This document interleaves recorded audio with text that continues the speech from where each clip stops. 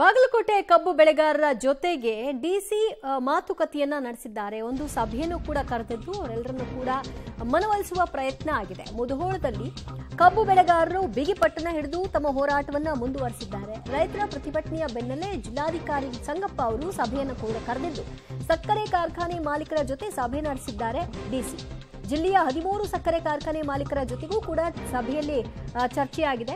ಕಬ್ಬು ಬೆಳೆಗಾರರ ಬೇಡಿಕೆಗೆ ಸಕ್ಕರೆ ಕಾರ್ಖಾನೆ ಮಾಲೀಕರು ಒಪ್ಕೊಳ್ತಾ ಇಲ್ಲ.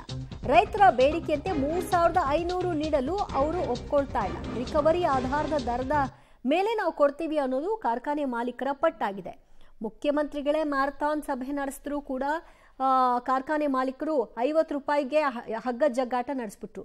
ಅಂಥದ್ರಲ್ಲಿ ಡಿಸಿ 13 ಕಾರ್ಖಾನೆ ಮಾಲೀಕರನ್ನ ಕನ್ವಿನ್ಸ್ ಮಾಡಿಬಿಟ್ಟು 3,500 ರೂಪಾಯಿ ಕೊಡಿಸ್ಬಿಡ್ತಾರೆ ಅಂತಂದ್ರೆ ಅದನ್ನ ನಿರೀಕ್ಷೆ ಮಾಡೋದಕ್ಕೂ ಸ್ವಲ್ಪ ಕಷ್ಟವೇ ಆಗುತ್ತೆ. ಆದರೆ ಅವರ ಪ್ರಯತ್ನವನ್ನಂತೂ ಮಾಡಿದ್ದಾರೆ.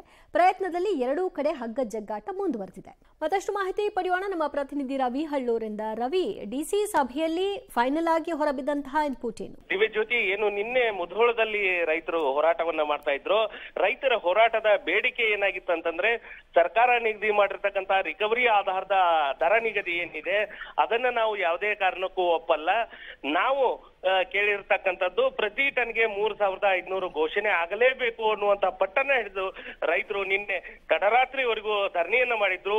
ಇಂದು ಕೂಡ ಅವರ ಧರಣಿ ಮುಂದುವರಿಯುವ ಲಕ್ಷಣಗಳು ಕಾಣ್ತವೆ.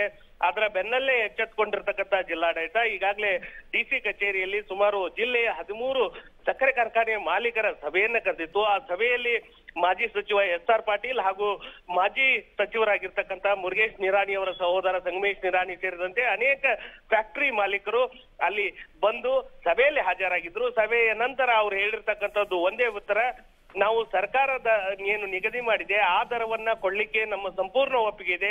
ಈಗಾಗಲೇ ನಾವು ಕಾರ್ಖಾನೆ ಮಾಲೀಕರು ಎಷ್ಟೇ ನಮಗೆ ಸಮಸ್ಯೆಗಳಿದ್ರು ನಾವು ಕಾರ್ಖಾನೆ ಏನು ಸರ್ಕಾರ ಹೇಳಿರ್ತಕ್ಕಂಥ ದರವನ್ನ ಕೊಡ್ಲಿಕ್ಕೆ ಒಪ್ಪಿದ್ದೇವೆ. ಆದ್ರೆ ನಾವು ರೈತರಿಗೂ ಕೂಡ ಮನವಿ ಮಾಡ್ತೇವೆ. ಏನು ಈಗಾಗಲೇ ಏನು ಬಹಳಷ್ಟು ತಡವಾಗಿದೆ ಕಾರ್ಖಾನೆಗಳು ಸ್ಟಾರ್ಟ್ ಆಗಿದ್ದು. ಆದ್ರೆ ಈ ರೀತಿಯಾದಂತ ಏನು ಹೋರಾಟವನ್ನ ಮಾಡ್ತಿದ್ದಾರೆ ರೈತರು, ದಯವಿಟ್ಟು ಅದನ್ನ ಕೈ ಬಿಡಬೇಕು ಅನ್ನುವಂತ ಮನವಿಯನ್ನ ಮಾಡಿದ್ರು. ಜಿಲ್ಲಾಧಿಕಾರಿಗಳು ಕೂಡ ಅದಕ್ಕೆ ಒಪ್ಪಿಗೆಯನ್ನು ಸೂಚಿಸಿದ್ದಾರೆ. ಈಗಾಗಲೇ ರೈತರ ವಿರೋಧದ ಮಧ್ಯೆಯೇ ಏನು ಕಾರ್ಖಾನೆಗಳನ್ನ ನಾಳೆ ಆರಂಭ ಮಾಡ್ಲಿಕ್ಕೆ ಏನು ಕಾರ್ಖಾನೆ ಮಾಲೀಕರು ಮುಂದಾಗಿರುವಂತದ್ದು. ಇದಕ್ಕೆ ಡಿಸಿ ಹಾಗೂ ಎಸ್ಪಿ ಕೂಡ ಸಮ್ಮತಿಯನ್ನ ಸೂಚಿಸತಕ್ಕಂಥದ್ದು ದಿವ್ಯ. ಥ್ಯಾಂಕ್ ಯು ರವಿ ನಿಮ್ಮೆಲ್ಲ ಮಾಹಿತಿಗೆ.